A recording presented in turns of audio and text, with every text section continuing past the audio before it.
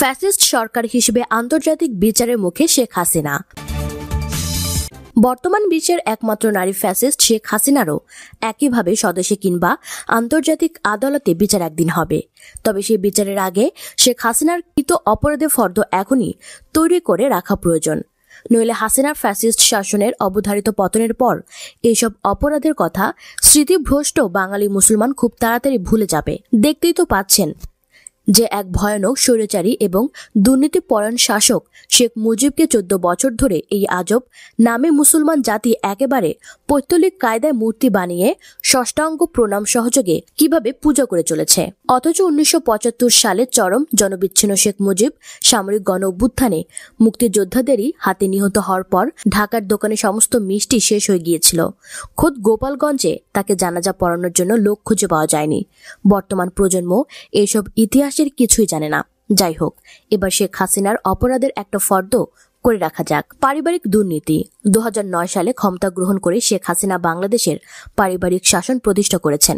তার পুত্র কথিত কম্পিউটার বিজ্ঞানী সজীব ওয়াজেদ জয় মার্কিন প্রবাসী এবং সম্ভবত ওই দেশটির নাগরিক হওয়া সত্ত্বেও সরকার তাকে মন্ত্রীর পদমর্যাদায় উপদেষ্টা হিসেবে নিয়োগ দিয়েছে।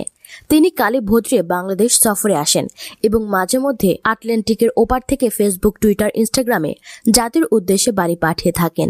সজীব ওয়াজেদের অবিশ্বাস্য উচ্চ বেতনের কথা শেখ হাসিনার প্রভাবশালী মন্ত্রী মরহুম লতিফ সিদ্দিকী খোদ আমেরিকাতে বসে সাংবাদিকদের জানিয়েছিলেন। এছাড়া বিভিন্ন দেশের দুর্নীতিলব্ধ অঢেল সম্পদের গল্প তো আছেই। শেখ হাসিনার ছোট বোন শেখ রেহানা কোনো সরকারি পদ ছাড়াই রাষ্ট্র পরিচালনায় প্রচণ্ড প্রভাব বিস্তার করে থাকেন। কিছুদিন আগে প্রধানমন্ত্রীর নাটকীয় শপথ পাঠ অনুষ্ঠানে শেখ রেহানাকে বড় বোনের পাশে দণ্ডায়মান দেখা গেছে। জানা যায় দিল্লি নাকি তাকেই হাসিনার উত্তরাধিকারী হিসেবে নির্বাচন করে রেখেছে। শেখ রেহানার স্বামীর ছোট ভাই মেজর জেনারেল তারেক সিদ্দিকী শেখ হাসিনা মন্ত্রীর পদমর্যাদায় নির্বাচন উপদেষ্টা পদে নিয়োগ দিয়েছে।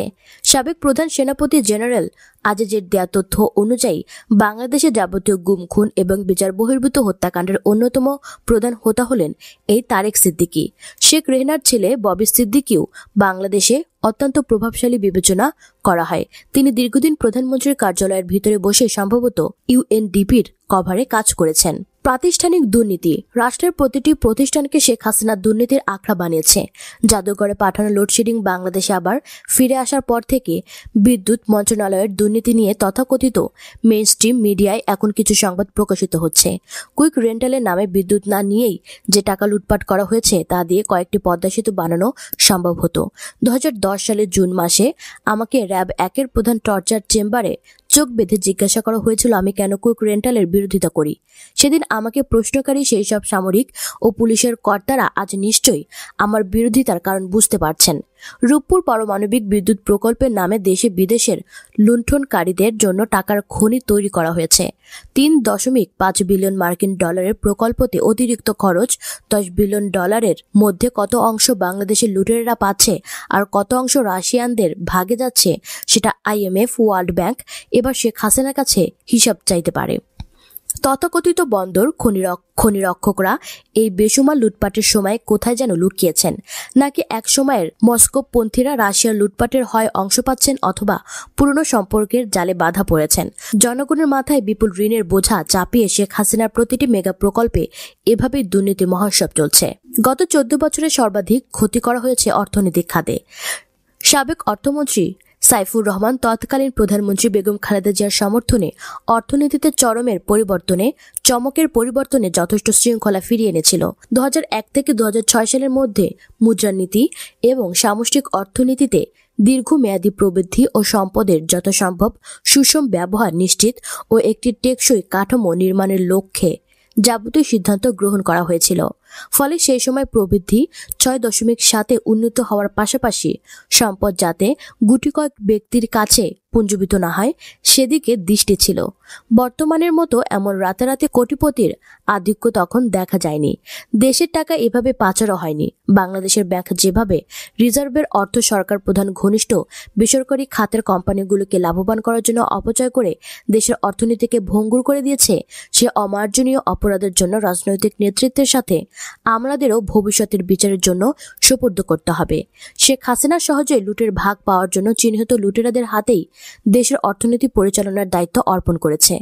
বর্তমান সরকারকে ক্ষমতা থেকে বিতাড়িত করার পর দেশের প্রতিটি অর্থনৈতিক প্রতিষ্ঠানে এডিট করলেই কেবল লুটপাটের প্রকৃত চিত্র বাংলাদেশের জনগণ জানতে পারবেন যে রাষ্ট্রে পিকে হালদারের মতো একজন ব্যক্তি 10,000 কোটি টাকার অধিক লুটপাট করে ভারতে পাচারে সক্ষম, সে দেশের অর্থনীতির ধ্বংসই অনিবার্য। এই প্রসঙ্গে বাংলাদেশের ভারতপন্থী গোলাম মিডিয়ার ভূমিকাও পর্যালোচনার দাবি রাখে। পিকে হালদার তার দুর্নীতিলব্ধ সম্পদ প্রধান ভারতে পাচার করলেও জনগণকে বিভ্রান্ত করার জন্য বাংলাদেশের মিডিয়া এতদিন প্রচারণা চালিয়েছে যে পিকে হালদার কানাডায় আশ্রয় নিয়েছেন। অপরদিকে সারা দেশে মূলত দুটি সংস্থারই সড়ক নির্মাণের কাজটি করে থাকে।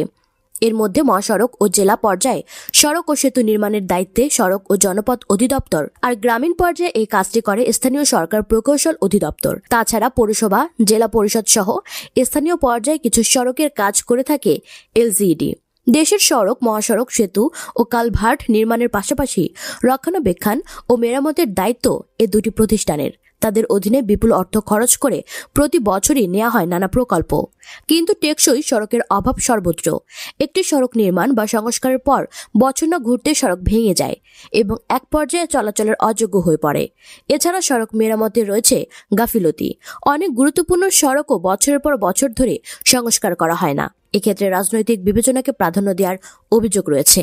সংশ্লিষ্ট ব্যক্তিরা সড়ক দ্রুত নষ্ট হয়ে যাওয়ার ক্ষেত্রে প্রধানত রাজনৈতিকভাবে প্রভাবশালী ঠিকাদারদের মাধ্যমে নিম্নমানের নির্মাণ কাজ ও দুর্নীতিকে দায়ী করেন। এছাড়া সড়কের সক্ষমতার তুলনায় অতিরিক্ত ওজনের যান চলাচল নিয়ন্ত্রণ করতে না পারা সহ নানা কারণে সড়ক টিকছে না। এর মধ্যে সাম্প্রতিক বন্যায় এসব সড়ক আরও ক্ষতিগ্রস্ত হয়ে পড়েছে। অপরদিকে চট্টগ্রাম মহানগর বিএনপির আহ্বায়ক ডাক্তার শাহাদাত হোসেন বলেছেন, সারা দেশে বিএনপির সমাবেশে গণজোয়ার দেখে আওয়ামী লীগ ভয় পেয়েছে। ভয় পেয়েই তারা ভয় দেখাচ্ছে। চট্টগ্রাম মহানগরী কাজী দেউরি নাসিমন ভবনস্থ দলীয় কার্যালয়ের সামনে বিএনপির কেন্দ্র ঘোষিত এক বিক্ষোভ সমাবেশে সভাপতির বক্তব্যে তিনি এসব মন্তব্য করেন। ঢাকায় বিএনপির সমাবেশে পুলিশ ও আওয়ামী লীগের হামলার প্রতিবাদে এ সমাবেশ ডাকা হয়। সমাবেশে ডাক্তার শাহাদাত বলেন, জ্বালানি ও দ্রব্যমূল্য বৃদ্ধি ও 3 জন নেতাকর্মীকে হত্যার প্রতিবাদে সারা দেশে বিএনপির সমাবেশে হাজার হাজার মানুষ উপস্থিত হচ্ছেন। এটি দেখে সরকার এখন বিএনপির প্রতিবাদ সমাবেশ প্রতিহত করতে মরিয়া। ঢাকা সহ সারা দেশে বিএনপির সমাবেশে হামলা চালিয়ে বরকত উল্লাহ বুলু সহ নেতাকর্মীদের আহত করেছে। তারা অতীতেও একদলীয় বাকশাল প্রতিষ্ঠা করেছিল। আওয়ামী লীগ একটি গণতান্ত্রিক বিরোধী সন্ত্রাসী শক্তি। তিনি বলেন, এখনো আওয়ামী লীগ একই উদ্দেশ্যে একদলীয় বাকশাল প্রতিষ্ঠা করতে চায়। তারা সারা দেশে একই কায়দায় বিএনপির সমাবেশে হামলা করেছে, পুরোপুরিভাবে উস্কানি দিয়ে সহিংস পরিস্থিতি সৃষ্টি করেছে।